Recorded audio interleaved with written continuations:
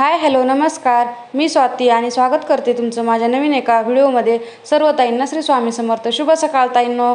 तर बरेच दिवस झाला आपले व्हिडिओ येत नव्हते, म्हणजे शॉर्ट व्हिडिओ कधी कधी टाकते मी जसं वेळ भेटत तसं, पण लॉंग व्हिडिओ आलेच नाहीत. मला वाटतं जवळपास 15 दिवस तरी होऊन गेले असतील. आता तुम्ही तर बघितलं होतं की उन्हाळ्यात आईकडे गेले होते, तिथून आले 8-10 दिवसात. परत गावी लग्न होतं, मग गावी पण गेले होते, तिथं 8-10 दिवस गेले आणि तिथून आल्याच नंतर परत एक दिवस पप्पाकडे गेले. ते आळंदीला आल्यामुळं असा बऱ्यापैकी प्रवास झाला आणि ऊन पण होतं, त्यामुळे यशस्वीची तब्येत बिघडली होती. त्याच्यामुळे मी कोणता व्हिडिओ शूट पण केले नाही आणि टाकला पण नाही आहे. एखाद्या वेळेस जसं जमन तसं फक्त शॉर्ट व्हिडिओ टाकले. आणि कसं आहे, घरात ना एखाद्या माणसाचं बरं नसेल ना, तर घरात बाकीच्यांचं पण मन लागत नाही आहे नेमकं करावं तरी काय. आणि छोट्या मुलाचं जर दुखत असेल ना तर बिलकुलच मन लागत नाही. तसं माझं पण तसंच झालं होतं. तिचं दुखत होतं म्हणून मला ना कोणतं काम बी करावं वाटत नव्हतं. मला वाटतं 1-1.5 आठवडा जवळपास गेला त्याच्यात आजारपणात. म्हणजे कसं ताप वगैरे यायची ना, आणि लहान मुलं तिला पण सांगता येत नसायचं, सारखी रडत असायची. त्याच्यामुळे मग मला नेमकं कोणतं काही सुचतच नव्हतं काम करावं की नाही. त्यामुळे दिवसभर मी तिच्या जवळच असायची, म्हणून मी काही शूट नाही केलं. म्हटलं जाऊ द्या, थोडंसं गॅपच घेता येईल म्हटलं थोडे दिवस, आणि मग पुन्हा आपलं डेली रुटीन चालू करता येईल. मग त्यामुळं मग मी कोणते शूट नव्हते करत, तर त्यामुळेच माझे व्हिडिओ पण नव्हते येत. आता इथून पुढे आता येत जातील कंटिन्यू. आणि बऱ्यापैकी आता असंच प्रवास झाला, ऊन पण खूप होतं, तर त्यामुळे तिची तब्येत बिघडली. उन्हाचं वातावरण असल्यामुळं, उन्हाळा दिवस होता, तर त्यामुळं म्हटलं जाऊ द्या आता. तर आज सकाळी आंघोळ वगैरे झाली की पहिले स्वयंपाकाला लागले होते. आज मॉर्निंग रुटीन शेअर करते म्हटलं तुमच्यासोबत. तर स्वयंपाकाला लागले होते, तर आज भाजीसाठी मग अख्खा मसूर केला होता. कारण आम्ही पप्पाकडे गेलो होतो, तुम्हाला मी एक व्हिडिओ टाकला होता का, त्याच्या दुसऱ्याच्या दिवशी मला वाटतं मी हे शूट काहीतरी घेतलं होतं, पण टाकायला मला थोडासा उशीर होते. तर त्या दिवशी मग संध्याकाळी यायला उशीर झाला. मग भाजीपाला वगैरे काहीच नव्हतं आणलं. म्हटलं आता आज काहीतरी घरचंच करावं म्हणून रात्री मी मसूर भिजू घातला होता. भिजू घातलेला असेल ना मसूर, तर सकाळी करायला लवकर शिजतो. नाही तर मग म्हणजे असा पण शिजतो बिना भिजवलेला, पण टाईम लागतो. त्यापेक्षा हे बरं पडतं, कारण गॅस पण कमी जळतो आणि पटकन पण होतं. त्यामुळे मग रात्री आठवणीनं भिजू घातलं होतं. उशीर झाला होता यायला, त्याच्यामुळे भाजीला काही आणलंच नाही. आणि आता गहू वगैरे बी आणले, त्याच्यामुळे गाडी कुठं काय थांबवली नव्हती. आम्ही काही नाही, डायरेक्ट आलो होतो रूमला. तर आता इथं मसूर आणि थोडंसं भात पण लावला होता त्याच्यासोबत. म्हटलं मसूरच्या भाजीसोबत भात पण छान लागतो.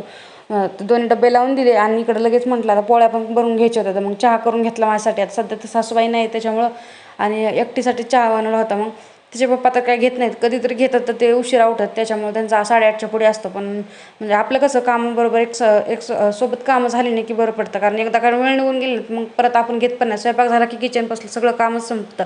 आणि एकदा गॅसचं काम झालं की बस, मग परत नंतर यशस्वीलाच काहीतरी खायला बनवायचं. त्याच्यामुळे मग मी लगेच चहा बनवून घेतला. आणि त्यांचं कसं आहे, नक्की नसतं, कधी घेतात कधी नाही. त्याच्यामुळं मग मनाला आलं तर एखाद्या वेळेस आपण म्हणलं जबरदस्ती घ्या तरच घेतात, नाही तर नाही घेत शक्यतो ते. आणि उन्हाळा दिवस असल्यामुळे तर बिलकुलच घेत नाही. तर चहा झाला की लगेचच मग मी पोळायला लागले. तोपर्यंत पीठ भिजून घेतलं होतं चहा होईपर्यंत. आणि मला ना म्हणजे उन्हाळा असो, हिवाळा, पावसाळा, कोणत्या पण ऋतूमध्ये असो ना, थंड चहा लागतो. गरम चहा बिलकुल बी जमत नाही.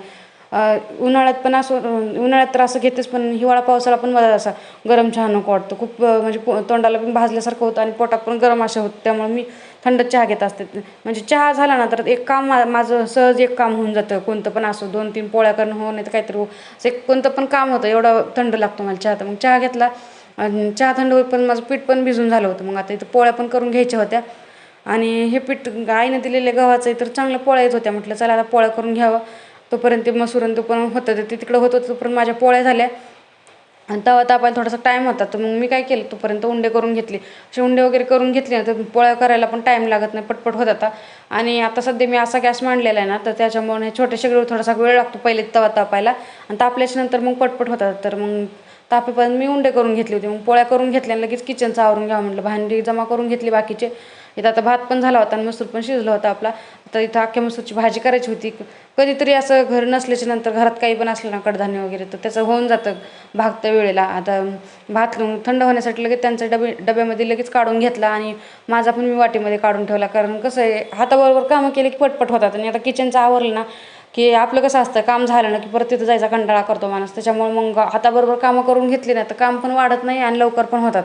आणि मी कुकरमध्ये लगेच थोडंसं बटाटा पण लावलं होतं त्या दोन्हीसोबत. डब्यावरती एक प्लेट ठेवत असते, त्याच्यावर ना बटाटे ठेवत असते उकडायला, 1-2 फोडी करून तुकडे बटाट्याचे. कारण ते बटाटा आहे ना बऱ्यापैकी शिजतं छान, मऊ होतं कुकरमधलं. मग ते यशस्वीला खायला बरं पडतं. तिला दात म्हणजे चावत नाही ना ती, त्याच्यामुळं आणखी कळत नाही तिला चावून खायचं. तर दाता वगैरे आलेले आहेत पण चावून खात नाही ती, त्यामुळं मग मी बटाटे म्हणजे सगळं सोबतच लावत असते, एकत्र काम होऊन जातं. सॉरी मसूर पण झाला, इथं भात पण झाला आणि तिचं बटाटा पण झालं. लगेच ते चपातीच्या तव्यावरती करून घेतली मी, परतून घेतलं. आणि आता इथं मसूरसाठी कांदा वगैरे कट करून घेतला होता. तर लगेच मसूरची भाजी पण टाकली आहे. थोडंसं आता उन्हाळा असल्यामुळे लवकरच उठतो आपण बी, कारण की दिवस आता लवकर उजडतो ना त्याच्यामुळं. आणि थोडंसं उशीर जरी झाला ना तर किचन वाट्याच्या इथं ऊन येतं खूप, तर त्याच्यामुळे मग बघावं पण वाटत नाही, असं उभं पण राहावं वाटत नाही. त्याच्यामुळे मी लवकरच स्वयंपाक करून घेतला. मसूरची भाजी होती तोपर्यंत, आणि शिजायला पण टाईम लागत नाही, कारण आता अख्खा मसूर आहे ना पूर्ण शिजून निघालेला असतं. थोडा वेळ 1-2 उकळी काढली की झालं. मग तोपर्यंत शिजतं, तोपर्यंत म्हटलं बाहेरचं तर आवरून घ्यावं. आणि ऊन येतं म्हणून मी आता अगोदर स्वयंपाक करून घेत असते, मग बाकी बाहेरचं करून घेत असते. तर आता इथं झाडून वगैरे काढून घ्यायचं होतं, बाहेरचं रांगोळी काढायची होती मला. तर आज स्वयंपाक लवकर केला, म्हणलं बाकीचे कामं नंतर करता येतात बाहेरचीचे. आणि यशू झोपली तोपर्यंत स्वयंपाक करून घेतला. आता त्या नाही येत त्याच्यामुळं वाटतं नको, खाली काही ठेवता पण येत नाही आता सध्या गरम मला, काही पातेलं वगैरे कढई काही जरी असेल तर बनवलेलं तर तिथंच ठेवावं लागतं. त्यामुळे मग मी उभा गॅस केलेला आहे. एक साईड म्हणजे एक साईडला बसल्यानंतर जागा भरपूर उरली मला तिथं, खाली ठेवायला जमाना झालं काहीच. आणि मग इथं एक छानशी एक चौकटीवरती रांगोळी काढून घेतली. चौकटी ना खूप छोटी आहे, पण म्हणजे छोटी पण आहे, पण मस्त रांगोळी पण छान येते. म्हणजे मापात एवढी काही मोठी पण नाही छोटी पण नाही. तर ते झालं की खाली एक छोटीशी रांगोळी काढून घेतली दरवाजासमोर.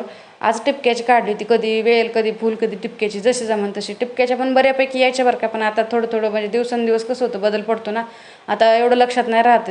पहिले सारखे काढायचे तर लक्षात राहायचं, पण आता टिपक्याच्या एवढ्या काही लक्षात नाही राहते. तर आज काढून घेतली होती. म्हटलं चला एखाद्या वेळेस काढले तर थोडीशी प्रॅक्टिस बी राहते आणि लक्षात पण राहतं ना.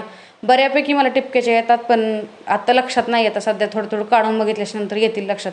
आणि माझी रांगोळी ना, मला रांगोळीमध्ये ना कलरपेक्षा ना हळदी कुंकूचं आवडतं. ती काढल्याशिवाय ते टाकल्याशिवाय माझी रांगोळी पूर्ण होत नाही. हळदी कुंकू टाकून घेतलं, बाहेरचं झालं की लगेच आले. भाजी तोपर्यंत थंड झाली होती, काढून घेतलेली होती. तर भाजी झाली की लगेच त्यांचा टिफिन भरून दिला. म्हणजे कसं त्यांचं आवरून दिलं ना की मग बाकी आपले कामं चालूच राहतात. मग ते गेले त्यांची ड्युटीला. म्हटलं चला, त्यांचं कसं नाही घेतलं त्यांनी चहा, असं एखाद्या वेळेस घेतात, नाही तर नाहीच शक्यतो. तिथे गेल्याच्या नंतर आता आपली बाकीचे कामं, आता भरपूर असे भांडे पडले होते. म्हणजे मला म्हणजे किचन ओट्यावर ते बऱ्यापैकी भांडे होते, पण मला जे घासायचं होतं का ते डब्बा पण मी रिकामा करून घेतला होता. आज मसाला डब्बा घासायचा होता. आपलंच कसं होतं, तेलकट हात वगैरे लागतात एखाद्या वेळेस पोळ्या वगैरे करताना, डब्याला वगैरे हात लावला किंवा मिठाच्या डब्याला असं काहीतरी तेलकट हात लागले की मग भांडे खराब होतात ना. त्यामुळं मग असं 8-10 दिवसाला किंवा 15 दिवसाला जरी घासले ना तर वरच्यावर, तर मग बरं राहतं. नाही तर सारखं लवकर लवकर नाही लक्ष दिलं की खराब होतो. म्हणून मग त्याच्यामुळे भरपूर असे भांडी झाली होती. तर मग मी तर भांडे पण घासून घेत होते.